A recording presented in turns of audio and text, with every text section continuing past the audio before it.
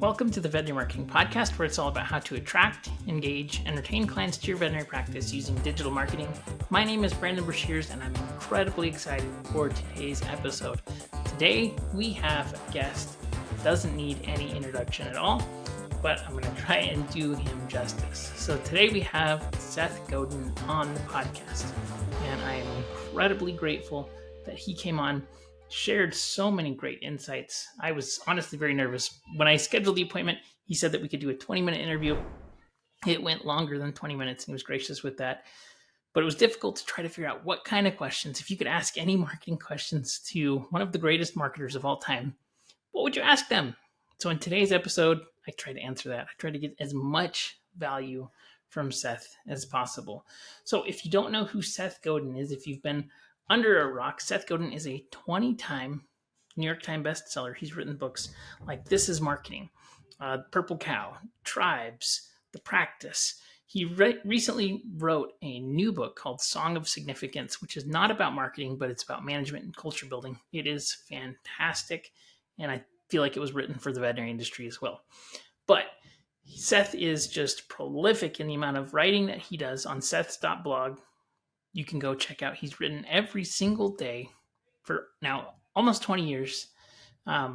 Just an incredible writer, and the way that he perceives and also thinks about marketing, making a significant change in the world, is just amazing. Seth's book was actually the first book that I ever read, and so this is very special to me because he's the reason why I started being interested in marketing in the first place. I read Permission Marketing. I walked into a Barnes & Noble. It was sitting on a desk. I thought it looked really weird and interesting. I picked it up, and I've been hooked on marketing ever since. So Seth is literally the reason why I'm in marketing. And so it has been just truly incredible to be able to interview him. So I'm so thankful that he did agree to interview. I really hope that you enjoy this episode, and hopefully you can refer back to it in the future. Before we begin, we have just a couple sponsors for today's episode. This episode is being sponsored by the International Veterinary Dentistry Institute and veterinarydentistry.net.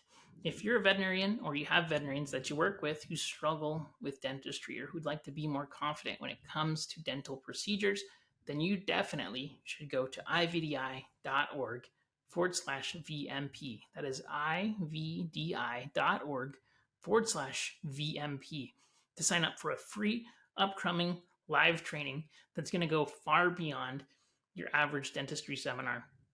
This is the gateway to the Veterinary Dental Practitioner Program, an intensive masterclass program that is a comprehensive initiative designed to enrich veterinary associate skills while empowering practice managers, practice owners to take their practice to new heights. This live training is going to be conducted by board-certified veterinary dentist Dr. Brett Beckman. He's been on the podcast twice and is an incredibly talented teacher and educator. He's going to dive deep into actual cases. He's going to dissect all the vital components of effective dentistry case management, and this is going to give you some really direct insight and a clear blueprint to improve your prowess in veterinary dentistry. So if you're ready to elevate your practice and your professional skills, simply go to ivdi.org/VMP.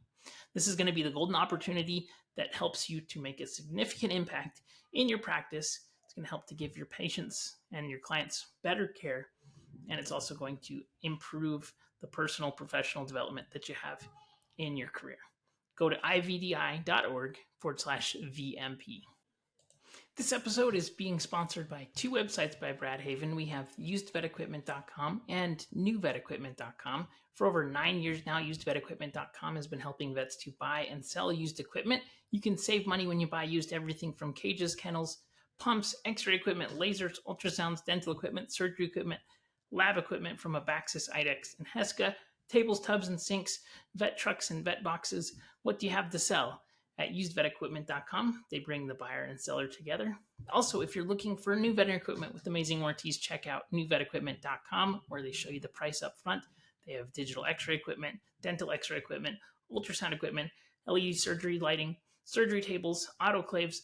When you go to newvetequipment.com, you'll clearly see the price on every single item for sale, and you'll also know what the warranty is so that you can buy without regret. Amazing. So thank you so much for being on the podcast. I just can't tell you how much your books mean to not only me but also everybody that I have a Facebook group, and I posted in there that I would be interviewing you, and everybody was just blown away and they're so excited. So you have a lot of fans that are veterinarians for sure. Well, I have a lot of veterinarians that I'm fans of, so it's equal. I think that they do important work and their patients don't really get to say thank you, so I will. That's very true. So veterinarians in general, they're some of my favorite people, and that's why I love working with them. They're super empathetic, they're super caring, they love the work that they do, they feel it's a very important work. And so I feel like a lot of the marketing lessons that you talk about have just a tremendous value to them. So I thought maybe we could talk about, at the very beginning here, would be just the difference between marketing and advertising, because that's, I think, a big and important distinction to talk about when it comes for veterinarians. Great place to start. Marketing and advertising used to be the same thing in 1960, that the only marketing you needed to do was buy a Yellow Pages ad. That's advertising. But when the Yellow Pages fade away, when television fades away, when the newspaper fades away, all the usual methods of interrupting people that's socially acceptable, that pay for themselves, also fade away. And what took its place was this free-for-all online, where it looks like it's free, not free, and where it looks like your job is to hype and hustle and be a Kardashian, which is impossible. So marketing is the work you do, the life you lead, the stories you tell, the way your receptionist answers the phone, how much you mark up the heart guard, what happens when somebody stops by for an emergency. These are marketing choices because they are part of your story, and that is what people talk about, and that is what people remember. Absolutely. So I think that storytelling and story as part of a brand, for example, is constantly talked about in marketing in general, right? Especially at conferences, you got to tell a story.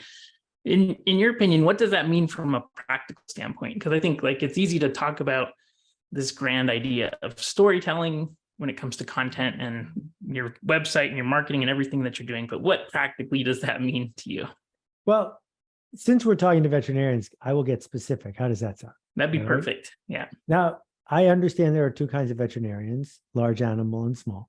Mm-hmm. And large animal veterinarians are outside my area of expertise, but in my experience, they probably are much more of a B2B commodity focused thing, that the person who's using a vet for their cow or their stable of horses is probably way more focused on the bottom line and the P&L than somebody who has a parrot or a chihuahua. So let's just talk about the public perception of what a veterinarian does.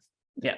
So I've spent a lot of time in veterinarians' offices. I, in fact, wrote half of a pilot for a comedy show because the veterinarian that we used to go to really was a skit every time I went. And the fact is, the person who is bringing the pet in is your actual customer. They aren't the patient, but they're your customer. So what's the story? Because they can't tell whether you did a medical intervention that felt right to their pet. They have no idea. What they know is perhaps you're always late by 5 minutes to every appointment. Perhaps you talk to their dog in a sing-song kid's toddler voice. Perhaps the bills are always more than I expect or less than I expect. Perhaps the office smells like camphor. Who knows? These are all cues and clues. We're desperate to have a story about you because this animal that we care about is now in your care. We are projecting our lives into you, and we need a story to tell ourselves. So stories don't start with once upon a time. Stories are, what does this remind me of? What do I expect from this? What emotional resonance do I take? Does the office look like a chiropractor's office or a surgeon's office? Because those are stories, right? You don't have to have wood paneling to be a veterinarian. That's a choice. So all of these choices add up to explain to somebody what kind of veterinarian you are. And the last thing I'll say about this in my rant is people who have a lot of money want to spend more money for the things they buy. And so if you want a summer camp and you want wealthy parents, you should charge more because they will come if you charge more. And if you're a veterinarian, yes, this dog's not going to die because you helped. But did the person who brought you the pup feel like they were in the kind of place they like to go when everything else in their life is part of the story?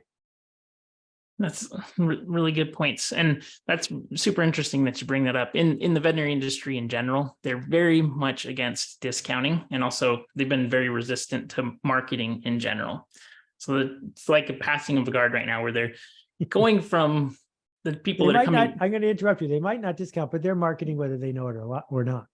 Right? The worst vets I've been to are marketing. They're just terrible at it. Absolutely. 100%. But they really dislike discounting. And the thing that they try to do is communicate that they care more. But the thing about that is everybody cares in the industry, right? Because that's why they're in there. And so most people that are their outward marketing, whether it's their website or whatever it is that they're doing, could just be replaced by the vet practice down the street. Yep. So how do you think people should stand out so that, number one, they can charge the prices that they want to, and number two, that they actually are unique and not just interchangeable? Okay, we'll do the second one first. The best way to be unique is to be unique. And all these people who are saying they want to stand out are also desperate to fit in, because that's what they got indoctrinated to do at vet school and everything else. Yeah. So it's really hard to have it both ways. The average professional in every field is average. That's another word for mediocre. That's what they do. They want to be interchangeable. They do that on purpose. And so, there's a story told of a chiropractor who built a multi-million-dollar practice. And the way he did it was he did the chiropractic work in public in a shopping mall. Everyone walking by could see him doing his work. And the chiropractic community is up in arms. This is unprofessional and everything else. Okay, fine. Don't do it that way. But he did it that way. His patients knew he was doing it that way. And he demystified the thing for a lot of people. I don't think that's a gimmick. I think that's part of his story, right? That I had nothing to hide. And you're going to watch me fix somebody in 2 minutes and see the expression on their face. Maybe you'll want to do it too, right? So what that gets to is, why on earth would someone tell somebody else about their veterinarian? Most of the time, it's because the veterinarian made a horrible error or was really obnoxious. Those are easy stories to tell. Those aren't going to help you. But if the veterinarian cares, does what they said they were going to do, why would I tell another dog owner that? I'm not going to do that. So that leads to this idea of discounting. Now, the absolute price of what people pay for veterinary care and dog food have gone through the roof.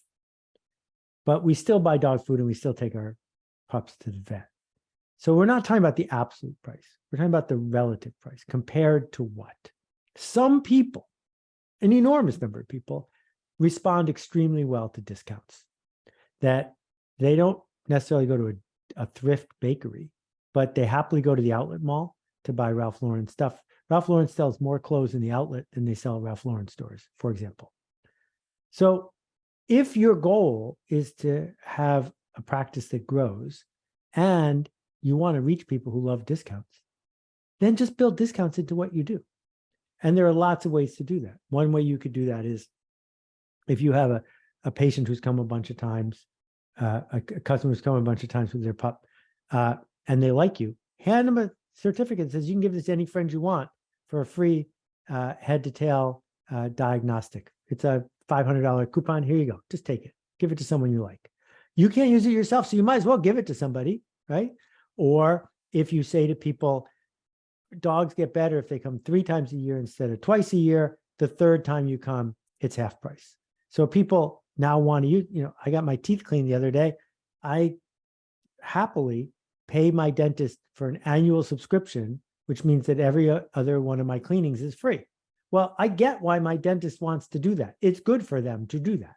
Not just because they care about my teeth, but because if he discovers something in my teeth, I'm sitting right in the chair and now he can fix it. So we don't do these things to people. We do them for people. So that's the first way to think about it. The second thing is, instead of saying, how am I going to charge extra for nail clipping or giving a dog a Lyme's disease test, perhaps it's worth thinking about the fact that you are the person in the world who the pet owner most trusts. So what other services can you offer them that people who are affiliated with you can perform? Because if that poodle, I just found out poodles have hair, not fur, or fur, not hair. I'm fascinated by this. If that poodle needs to be groomed 3 times a year, I don't want someone with a DVM doing it, but I want someone the DVM trusts to do it. And I'm talking to the vet right now. So open that thing right next door. And so when we think about all the services that people want that are associated with their dog, you'll get paid well for that. And in fact, you could lower the price you charge for actual sick animals by offering more benefits to people who have well animals. That absolutely makes sense. And one thing kind of related to that I've not really heard you talk about, that I can remember anyways, would be about pricing. I know when you talk about pricing, you talk to the race to the bottom. There's no point in being the second lowest priced person. But in your opinion, is it dramatically more advantageous to be the most expensive in the market, or is it just more about what that pricing tells a story about the brand, in your opinion? So if you go to Seth's.blog, you can search for the word pricing and you'll find dozens and dozens of posts. But in my opinion, in most communities, I think if you can charge more and deserve it, you will probably do better, particularly if you're selling something like time, because you can't make more time. Now, it's hard to charge more and deserve it. So there are restaurants in New York City that charge more, and it's not any better than what you could reheat at home. But there are other restaurants in New York that charge more, where the experience is breathtaking. That means you have to invest a lot in the experience. So the veterinarian that I take our pup to charges more. I go there at first because I'm the kind of person whose relationship to the dog and my relationship with money is, I don't want to go to a discount veterinarian. I want to go to one that charges more because I will demand more.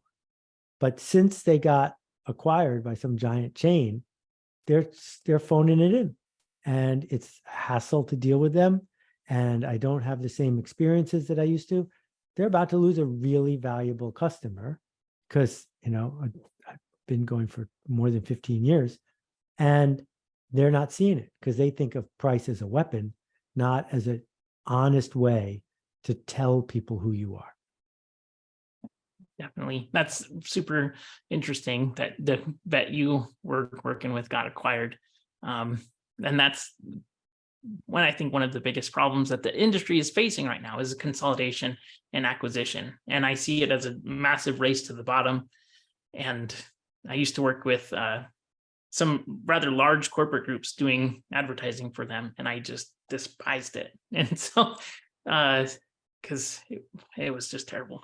But with that, I think there's just number one, a lot of opportunities because it is a race to the bottom, but it's also really difficult and scary. When you think about the consolidation, it seems like everything is being consolidated. What do you think are the biggest opportunities, or I guess ways to survive through this race to the bottom when it seems scary? And I'm sure that it seems more scary than it is, just because of what you talked about, right? Where that service isn't being given. So it's just, while it's scary, it's also an opportunity. What would you say to veterinary practices in the world where everything is going to consolidation? I mean, it's a big problem. Okay, so I don't think we're going to run out of jobs for veterinarians. No, we have shortage. It's a massive shortage, actually. Right. So I think there are two things going on here. One, do you want to be a small business owner? And two, do you want to do veterinary work?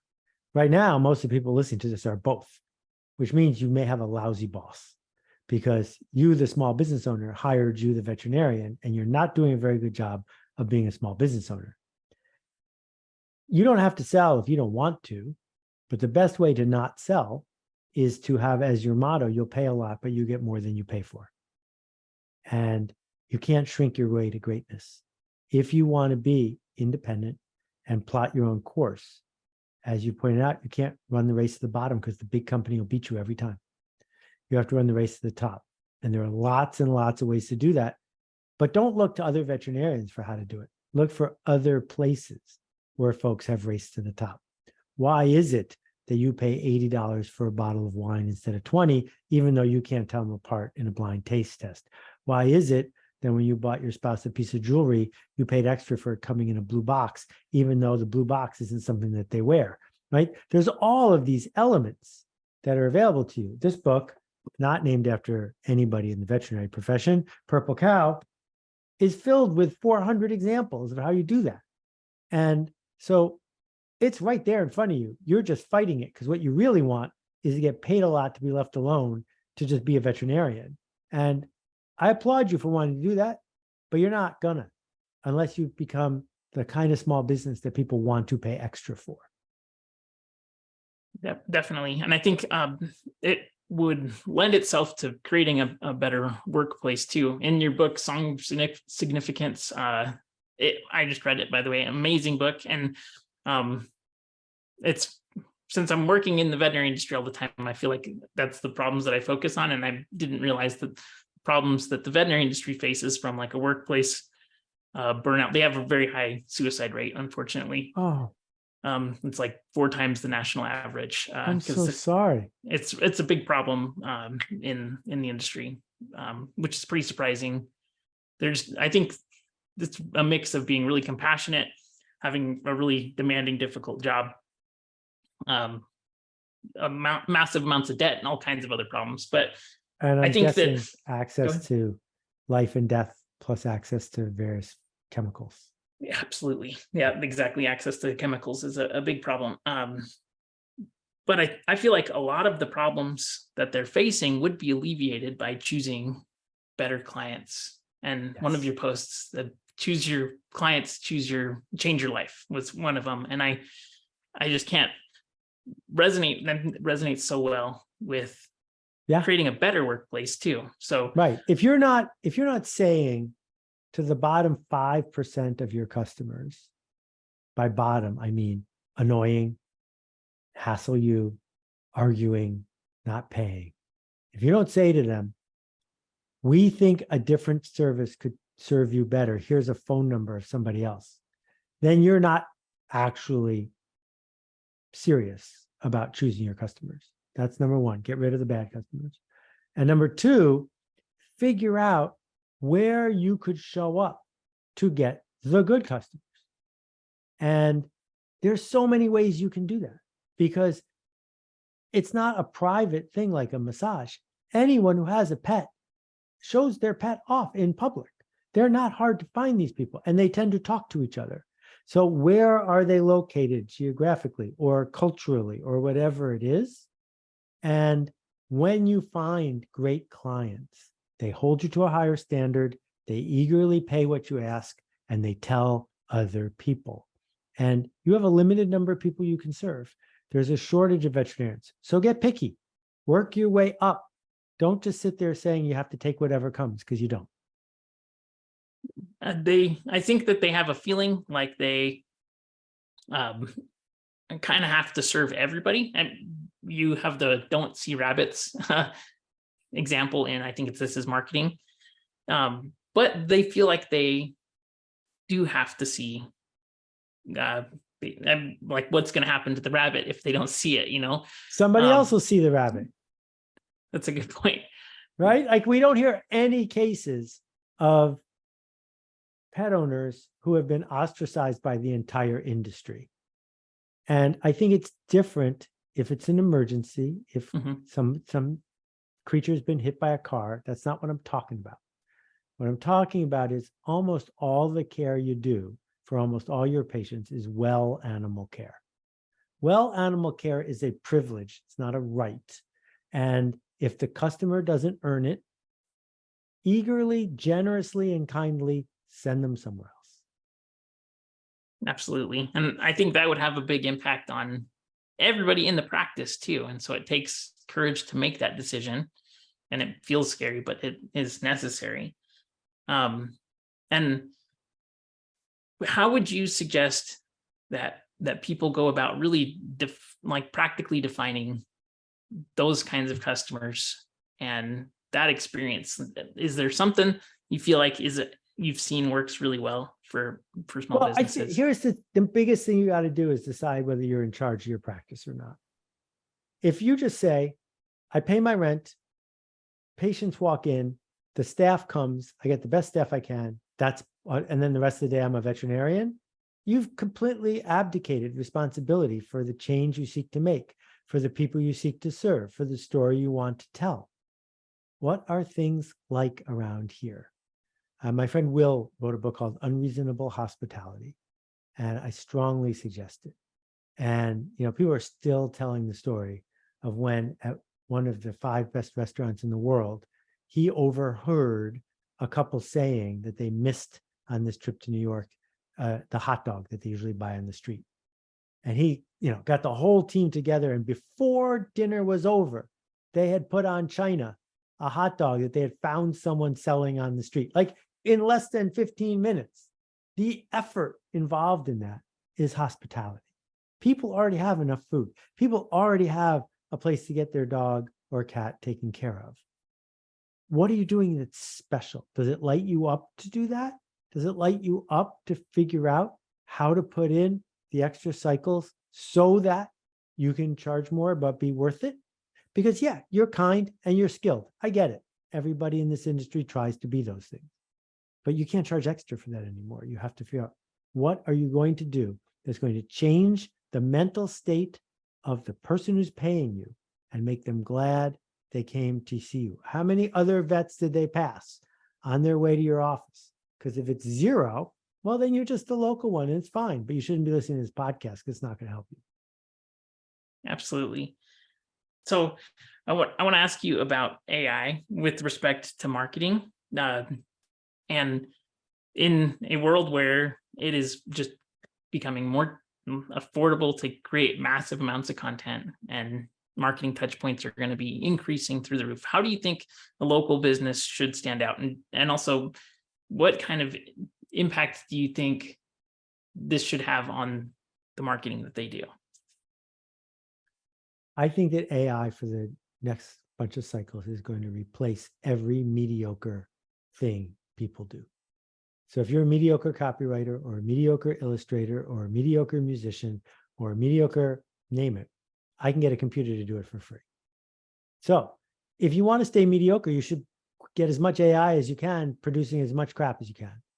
Or you should say, we are signing up to do things an AI cannot do. And either you're going to work for AI or AI is going to work for you. So if you want to do things that an AI cannot do, you need to get smart about how AI works and put it to work doing all the average mediocre stuff you used to waste your time on.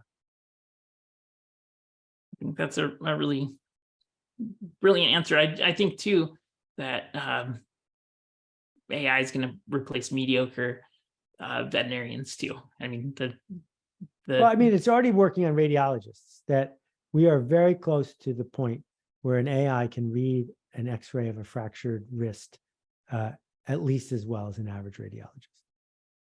And if that's true after only a couple of years, it's going to be better than almost all radiologists at reading fractured wrists pretty soon. Do you feel like it's a tool like an analogy between a shovel and an excavator, where it just makes the mundane work done more quickly? Or do you think that it shouldn't be done if it's mundane? So for example, like let's say you're writing a reminder email sequence for people coming to visits and stuff, right? Most veterinarians don't even have it because they're so busy running their business. And so on one hand, they could set up an AI to go and write an email sequence to remind them to come in. But on the other hand, it's more shoveling of dirt, it's excavator instead of a shovel. What do you think? Okay, so I got 2 parts to my answer. You said they're too busy running their practice. Excuse me. If you're too busy to write an email reminder sequence, you're not actually running your practice, because that is what running your practice is. Either hire somebody to run your practice or do it yourself. But figuring out how to make someone glad they got the emails is the work. Yeah. And AI is not going to do that. And you're Mhm. probably too busy to learn AI anyway, if you're too busy to just write an email. Here's what I want. What I want is to be known and understood. So the place where I used to go to the dentist had a big TV in the waiting room. And they also had a big TV in the examination room. And I don't watch TV, and the stuff that they were putting on it was really annoying. So I mentioned it just quietly to the receptionist one day. And from then on, every time I went, the televisions were off. Because for me, it was a TV off place. And for the next person, it was a TV on place. It didn't cost them anything to do that, except caring, except paying attention. So if you really want me to come back, not because you got to make another payment on your kid's college education, but because it's the right thing for me to do for my pup, make it so that I want to read that email. And if all it is a generic AI generated email, I don't want to read it. And either that or figure out how to automate so much of it that it just magically pops up in my calendar and it's not an email at all. Right? But you're going to have to start doing the hard work of dancing in a useful way with your customers. If you don't, a conglomerate will. A lot of the people in the veterinary industry that are building practices and creating something valuable, when they get to the end of their career, the options to sell are typically just the people that they were fighting against the whole time. What do you think is the solution to that major problem from a marketing perspective? Do you think there's any solution that would be helpful that you can think of to that massive problem? Well, I'm not sure why it's a problem to sell to your enemy if the goal is to sell for the highest price. If your goal is not to sell for the highest price, but to maintain in some level of perpetuity the thing you built, then you would do what most small businesses do, which is bring on a new generation of vets and have them earn their ownership of the place over the course of a few years and sell that way. But the point is, if you're a small business person and a veterinarian, the veterinarian gets paid by the hour and is busy being a vet. Small business person gets paid by the year and is building an asset. And when you're done being a small business person, you're entitled to sell that asset. You can sell it to the highest bidder, or you can sell it to the next generation. But a life of 40 years of building an asset, if it's a grind for you, go work for somebody and go back to being a vet. If you love it, if you get joy out of running a small business, the selling will take care of itself. Don't sweat it.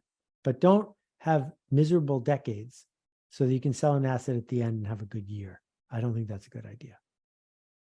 That makes sense. One thing that I would like your input on would be the level of perfectionism that veterinarians have. I think it's just as a nature of their business, and then also their schooling. They typically don't ship any work because it's not perfect, and if they can't do it perfectly, and all of the things that come with that. What is your best advice for them so that they can create more meaningful? There is so much nonsense in this narrative that I have to just dismantle it. Okay, let's start with this. Perfectionism has nothing to do with perfect. Perfectionism is a form of hiding. Perfectionism is a way to say, morally, I am off the hook because I can prove that this isn't perfect yet. The reason it has nothing to do with perfect is it's well agreed that the Lexus is the highest quality car ever made. And if we look at any part of a Lexus with an electron microscope, it's defective. So there's no such thing as perfect. There's not a perfect sphere anywhere, even at the Bureau of Weights and Measures. There's not a perfect bottle of wine or a perfect anything. Miles Davis made Kinda Blue, one of the greatest jazz albums of all time, in 4 days. And if he had spent 40 days, he could have evened out some notes and it would have been worse. So you need to get off the high horse and never use the word perfect again, because it's absurd. The second thing is, either the work you're doing is for you or it's for somebody else. If you're doing work for somebody else, whether it's a puppy or an owner, well, that's generous. If you didn't do it, their lives wouldn't get better. So when you hold back, you are stealing. You are stealing from the person you are here to help. How dare you? You signed up for this because you want to help. So get out of your own way. Stop using your fear as an excuse to be perfect. And instead understand that quality does not mean perfect. Quality means meeting spec. What is the spec, right? If you can figure out what good enough is, then by definition, good enough is good enough. Absolutely. That definitely makes sense. I think that's a really, really important distinction. And so many people in the veterinary industry feel frustrated because the content that there is typically being distributed is not being distributed by people who are knowledgeable about what they're talking about, because they're willing to ship stuff and gets out there. So I guess one of the questions that I would have is, do you feel that with just the tremendous amount of content that's getting put out there, do you think that people should, especially as AI gets more just pervasive in terms of putting out content, do you think people should shoot for consistency or volume or both when it comes to running their small business? Like, where do you think that sweet spot is? I think what's behind your question is adding a third job to the veterinarian's role, which is publisher / pundit / writer. Mm-hmm. And I guess the theory of that is if you put enough content online, people will find you. It's some sort of hard-won Yellow Pages ad. Mm-hmm. Yeah, I don't think that's, if I was a vet, my webpage would be 1 page long and I wouldn't write anything. What would you put on it? These are my hours. Here's my phone number. I answer the phone myself, right? I would say, just like every other industry where there are people of privilege who demand a certain level of care and focus and pay for it, that's who I'm serving. And I have a limited number of patient slots, and it gives me the freedom to not work 90 hours a week. It gives me the power to say to my worst clients, I think you need to go now. And it gives me the time to treat people in a way that they will talk about. And I've seen this work with people in this industry. Someone I know adopted a dog 6 weeks ago. They brought the dog to her house, 3 different dogs, let them play around, and she took one, right?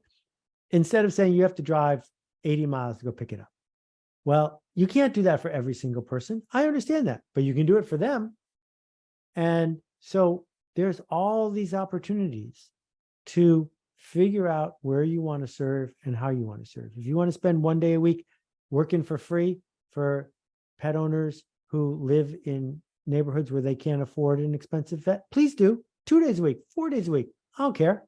But you could find enough confidence to lead the race to the top. You've seen other people do it. There's no reason you can't do it. Yeah. The forest is full of sick animals for sure, right? Absolutely. That makes a lot of sense. I guess the last question that I would have is, from a practical standpoint, I think advertising is necessary for some practices, right? And I do that and I help. What kind of a mix between marketing and advertising do you think a local business should do? Oh, I think it totally depends. You know, I've sold millions of books and haven't run an ad in 20 years. My wife's chain of bakeries, 100 employees, 5 locations, 100 Whole Foods. She doesn't run ads. So there are other people I know who run ads and make them work. I don't think there's a rule of thumb that I could share that has the right answer. That definitely makes sense. Well, I really appreciate your insight with respect to creating a workplace that is making a difference, and all of the things that you wrote about in Song of Significance. I really think it is something that goes really hand in hand with marketing, right? So if you create a workplace that brings the right customers, it's going to create a workplace where people feel significant, like they're doing important work and things like that. But so I would just suggest everybody reads that new book because it's amazing. I really appreciate your time, and I just can't thank you enough for all of the insight that you give, your work. I'm glad that you publish every day because you're training ChatGPT to be more Seth Godin, which is good. So I really appreciate you. You're very kind, Brendan. Thank you for leading. And to everyone who's listening to this, thank you for taking care of our friends. I appreciate it. And I guess last question, what kind of a dog do you have, Seth? Always a mutt. Always a mutt. Every time. Perfect. Thank you.